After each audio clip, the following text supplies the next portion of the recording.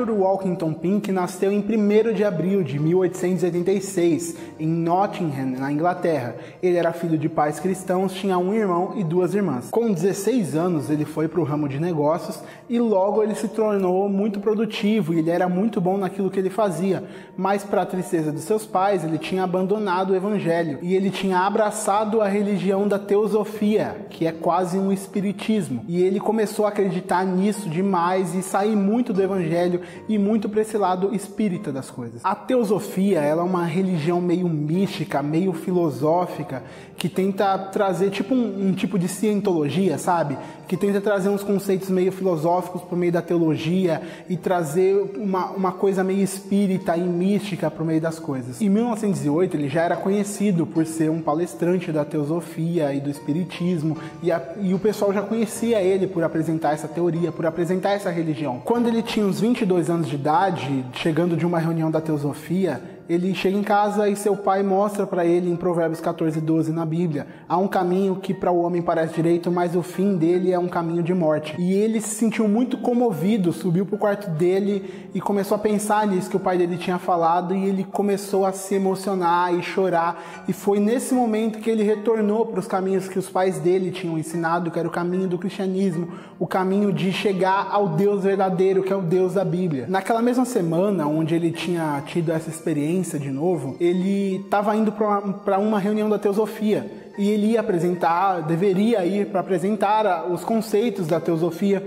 mas ao invés disso ele vai lá e prega o evangelho. O que acontece é que ele é expulso do lugar e ele é ridicularizado por apresentar o evangelho em meio a uma reunião que o pessoal acreditava na teosofia, no espiritismo. Sem saber para onde ir ou o que estudar, recomendaram que ele fosse para o instituto do Dwight L. Moody, e ele chega lá e começa a estudar, mas ele sai logo depois por discordar daquilo que era ensinado lá no instituto do D.L. Moody, que muita gente conhece. Em 1916, ele se casou em Kentucky com Vera Russell. E um ano depois, em 1917, ele começou a pastorear uma igreja batista lá na Carolina do Sul. Foi mais ou menos nessa época que ele começou a ler os escritos dos puritanos.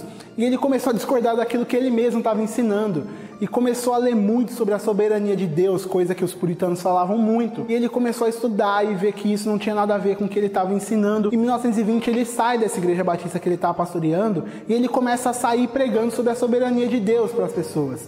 E ele sai com um ministério itinerante, pregando, falando sobre a soberania de Deus, pregando que aquilo que os puritanos estavam falando. Em 1922 ele começou uma revista chamada Studies in Scriptures, que é Estudo nas Escrituras. E ele começou a divulgar essa revista com os ensinos dele, com aquilo que ele estava falando para as pessoas naquele ministério dele. O problema é que essa revista ela não era muito bem vendida.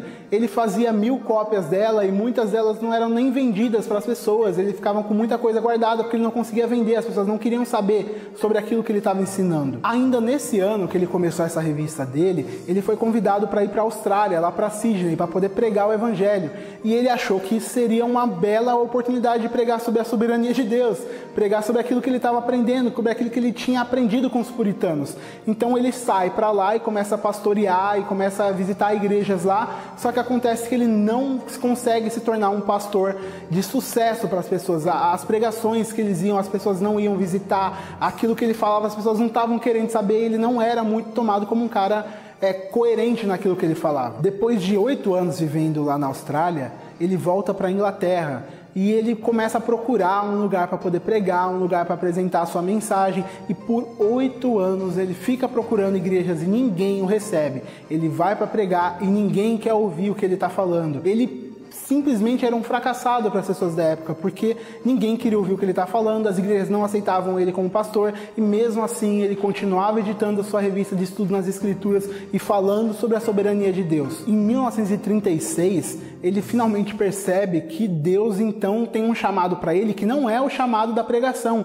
que não é o chamado para ser um pastor, e ele começa a focar os seus estudos e focar todo o seu trabalho para editar material, para poder fazer livro, para poder escrever conteúdo, para poder publicar conteúdo sobre aquilo que ele estava ensinando. Então ele deixa de pregar e começa a escrever livros, escrever escritos e fazer sua revista cada vez mais. Quando começou a Segunda Guerra Mundial, a Inglaterra estava sob grande ataque, então ele decide que ele e sua família família iam se mudar, e eles se mudam para uma pequena ilha da Escócia chamada de Lewis, e lá ele vive por um tempo. 12 anos depois, em 1952, Arthur Pink falece devido à anemia, e o Ian Murray, que é o cara que fez a biografia dele, conta que no enterro do cara, só 8 pessoas compareceram para poder ir dar seus sentimentos e visitar e ver o corpo e consolar as pessoas da família. E também é contado nessa biografia dele que no momento onde ele estava morrendo, nesses últimos dias dele, ele estava balbuciando muitas palavras e muitas coisas, e ele começava a falar uns negócios do nada. E as últimas palavras antes dele suspirar e morrer foram: as escrituras explicam-se a si mesmas. E aí ele faleceu, e por muito tempo, e talvez durante a vida dele, ele tenha sido considerado um cara totalmente fracassado. Foi bem como um empreendedor no começo, mas depois que se converteu, começou a pregar e ninguém queria ouvir. Ele ia se tornar pastor e ninguém queria ouvir a mensagem que ele tinha falado, ninguém o aceitava como pastor. Ele começa a editar suas revistas e ele não consegue nem vender as revistas, sai para procurar a igreja por 8 anos, ninguém quer aceitar ele como pastor. Mas depois da sua morte, as pessoas começam a encontrar os escritos dele e ele se torna um dos mais importantes teólogos da metade do século XX, e muita gente conhece aquilo que ele fala sobre a soberania de Deus e sobre os atributos de Deus, que é inclusive o título de um dos livros mais famosos do Arthur Pink. E a vida dele reflete e mostra pra gente a maneira como Deus faz as coisas. Se a gente analisar o momento que ele viveu, a gente diria que foi um cara fracassado, mas depois de sua morte a gente pode perceber o quão valioso foi aquele trabalho que Deus colocou na mão dele e que traz para nós material tão precioso que a gente lê e relê até os dias de hoje. Gostou desse vídeo? Deixa seu gostei, comenta aqui embaixo quem você quer ver nesse quadro, compartilha esse vídeo para outras pessoas conhecerem a história de Arthur Pink também, se inscreve nesse canal e clica no sininho para você receber todos os nossos vídeos quando a gente lançar. Se você quer ajudar a gente, você pode ajudar a gente no Padrim e no Patreon. Muito obrigado e até a próxima. Tchau, tchau.